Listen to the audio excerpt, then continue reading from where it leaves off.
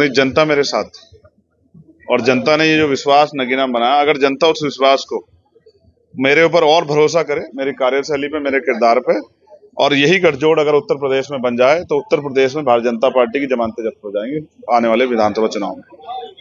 ऐसा कहा जा रहा है आपने मायावती के वोट बैंक में सेंध लगाई, आप विकल्प बंद कर रहे हैं, क्या है? देखिए, मैं फिर आपसे कहूंगा, मैंने किसी के वोट बैंक में सेंध नहीं लगाई। जनता ने मेरे ऊपर भरोसा किया और मैंने ये भरोसा कमाया है संघर्ष करके, और मैं विश्वास दिलाता हूं ये भरोसा बढ़ेगा, क्योंकि आज के बाद जब भी किसी कमजोर के साथ अन्याय होगा, अब आप विश्वास करो, रात से 20 मामलों में मैं फोन करके अधिकारियों से मदद के लिए जो है संघर्ष कर चुका, और कई मामलों में हम लोग मदद में कामयाब भी हुए। तो मैं मानता हूं कि जिस काम के लिए जनता ने मुझे आशीर्वाद दिया है, उस काम को मैं बखूबी करूंगा और इस विश्वास को और मजबूत करूंगा। आकाश आनंद ने आपके खिलाफ आपत्तिजनक टिप्पणी की है और जीतने पर बधाई दी, क्या है? आकाश मेरे छोटे भाई हैं, उनको बधाई, उनके लिए मंगल काम। भाजपा की सरकार बनने जा रही है, एक तरफ भाजपा गठबंधन है, इंडिया है, तो आप किधर जाएंगे? जब आप खुद ही बता रहे हैं सरकार बनने जा रही, सारी इन्फॉर्मेशन तो आप पे है। अगर कुछ बनता तो फिर उस पर मैं आपसे कोई बात रखता, लेकिन मैं दूसरी बात आपसे जरूर कहूंगा कि भले ही विपक्ष सरकार नहीं बना पाए, लेकिन हम विपक्ष की भूमिका अदा करेंगे, क्योंकि आजाद समाज पार्टी और भीम आर्मी पूरे देश में मजबूत संगठन है। हमारे स्टेट में विपक्ष की भूमिका जो है दर्ज करेंगे। पार्लियामेंट में हम लड़ेंगे और पार्लियामेंट के बाहर हमारा कार्यकर्ता लड़ेगा। लेकिन अगर कोई भी सरकार जुल्म करेगी दलितों पे, पिछड़ों पे, मुसलमानों पे, आदिवासियों पे, महिलाओं पे, नौजवानों पे, उनके अधिकारों पे, तो उनको चंद्रशेखर आजाद से टकराना पड़ेगा संवैधानिक रूप से। ये बात सारी सरकारें जान लें, अपने यहाँ होने वाले जुल्म को रोके। नहीं रोक सकती हैं तो फिर चैन ये ना सोचे कि चैन से कुर्सी बैठेंगी।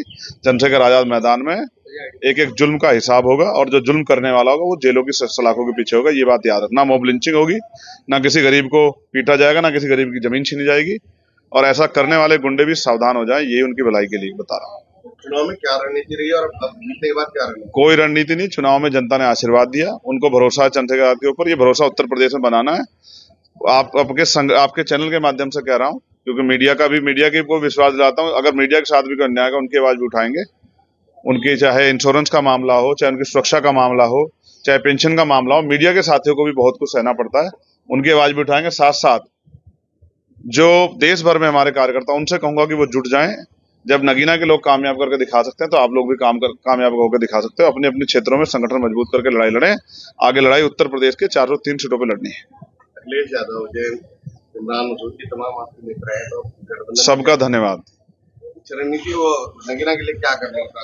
नगीना के लिए जो करूंगा वो आप रोज देखेंगे, और नगीना के लिए अगर मेरे खून का कतरा भी चुका दूंगा तो पीछे नहीं हटूंगा। नगीना का कर्ज है, जब तक जीवित रहूंगा चंद्रशेखर आजाद की पहचान नगीना रहेगी, और नगीना के लिए मुझसे जो हो पड़ेगा वो करूंगा। पार्लियामेंट में, पार्लियामेंट के बाहर भी। वहां के किसानों, नौजवानों, गरीबों की, हर व्यक्ति की आवाज चंद्रशेखर आजाद। जिसने वोट दिया उसका भी धन्यवाद, जिसने किसी तरह से जिसको गुमराह कर दिया, वो मेरे साथ नहीं था, उसका भी धन्यवाद। सबका सांसद है चंद्रशेखर आजाद, सबका अधिकार है चंद्रशेखर आजाद के ऊपर। हर आदमी, मेरा घर 24 घंटे 7 दिन खुला है। अधिकार से आके मुझसे अपने लिए जो भी उनके मन में सवाल हो उस पर मुझसे जवाब भी मांगे, और जो परेशानियां उससे मुझसे मदद के लिए भी कहे, मैं तैयार। सहारनपुर को 2 सांसद मिल गए, इसके लिए क्या? सहारनपुर को बधाई। सहारनपुर की मिट्टी में बहुत गौरव है। देश की आजादी की जो लड़ाई, रेशमी रुमाल तहरीक और तमाम तहरीकें यहाँ से चली, ये कुर्बानियों की धरती है और यहाँ बल है। लेकिन नगीना ने भी जो करके दिखाया, वो भी सबके लिए संदेश है कि नगीना भी बदलाव चाहती है और उत्तर प्रदेश बदलाव चाहता है।